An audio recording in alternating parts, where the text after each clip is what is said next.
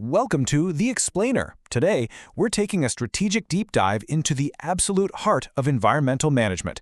We are breaking down Module 29, Chapter 3 of the ISO 14001-2026 Lead Auditor Practice, specifically focusing on corrective action management and effectiveness verification.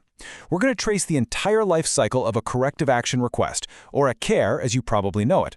We'll explore exactly what happens from that high-pressure moment an auditor finds an issue, all the way to confidently closing the case and proving real, sustainable environmental improvement. So what happens after an auditor finds an environmental failure?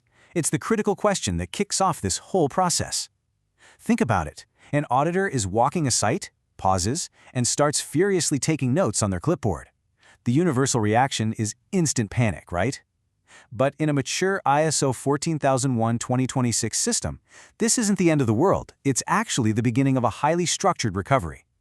How an organization responds to this failure, how it recovers, and how it prevents it from ever happening again, well, that is what truly defines its resilience. To navigate that recovery, we're going to follow 5 critical milestones. 1. Spotting the nonconformance. 2. Issuing the corrective action. 3. Conducting root cause analysis. 4. Verifying action effectiveness. And 5. Driving continual improvement. Okay, let's dive right into this. Section 1. Spotting the nonconformance, identifying the gap. The journey begins the moment an auditor spots a deviation, a gap between what the environmental management system promises and what is actually happening on the ground. Picture an auditor walking through a facility and noticing hazardous chemicals stored without any secondary containment. That gap is the spark. But, as you know, not all gaps are created equal.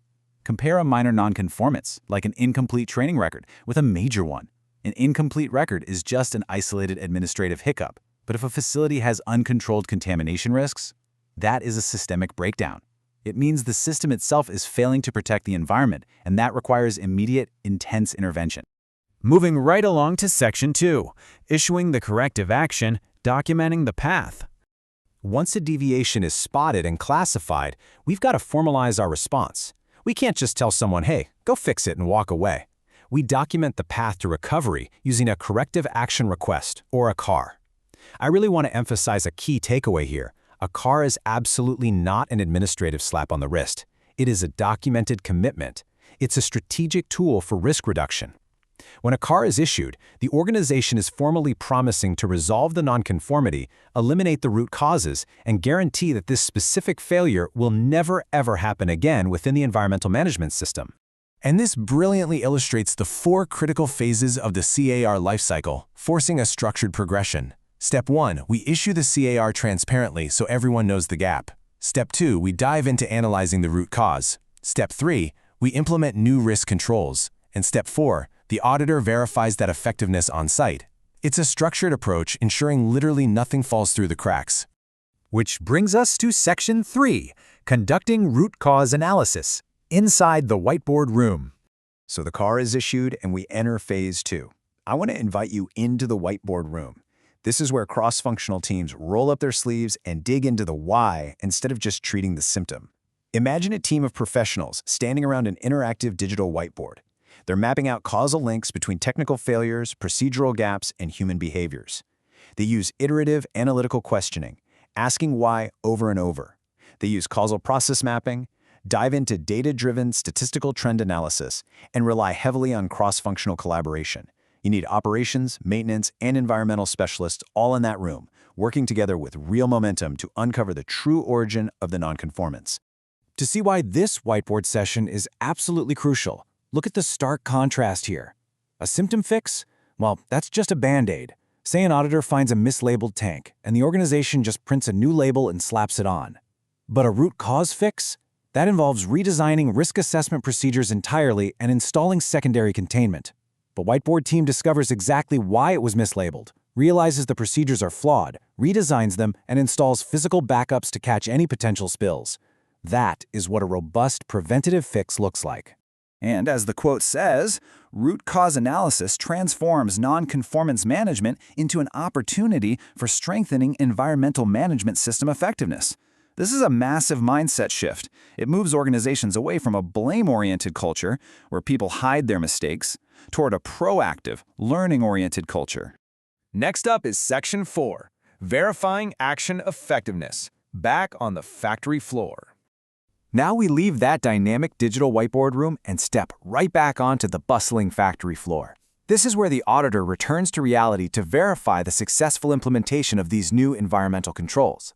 The auditor is comparing what the car promised with concrete objective evidence right there on the floor. For storage control, the expected outcome is zero chemical spills, so the factory floor evidence is physically inspecting the newly installed secondary containment. For competence, the goal is 100% of staff trained, so the auditor verifies training attendance records. And for processes, they look for the active daily use of revised inspection logs by the operators themselves. And this verification isn't just a one-time glance. Let's walk through the auditor's timeline here. Day 1 might just be reviewing updated procedures and risk assessments, but jump to week 2, and the auditor is verifying competency and training records. By month 3, they are back on the factory floor inspecting that physical containment. And by month 6, they are confirming sustained compliance and zero incident data. The auditor is making sure the fix is deeply integrated into operational practice over time, not just put on a show for audit day.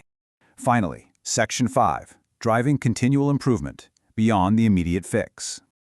Closing a corrective action request isn't just about returning to the status quo, it elevates the entire organization. The ultimate goal here is 100%. We are aiming for the 100% elimination of that root cause. When that happens, you drive true continual improvement in the Plan, Do, Check, Act cycle. The system is demonstrably better today than it was yesterday. Now, what's really interesting about this slide is how the data proves the story. We go from 15 incidents before the CAR, dropping down to 3 incidents during implementation as the new controls take root. Post-verification, after the root cause was eliminated and verified on the factory floor, we hit 0. This data proves that true verification relies heavily on measurable long-term performance indicators, not just a verbal promise. So, what does this all mean? I want to leave you with a provocative thought. If a nonconformance never recurs, did it actually make your organization stronger? When handled through the rigorous, evidence-based processes of ISO 14001:2016, the answer is a resounding yes. Mistakes, when met with deep root cause analysis and relentless verification, are no longer just failures. They are the ultimate catalysts for organizational resilience. They're the stepping stones to absolute environmental excellence. Thanks for joining me on this explainer, and I really hope this transforms the way you view your next audit.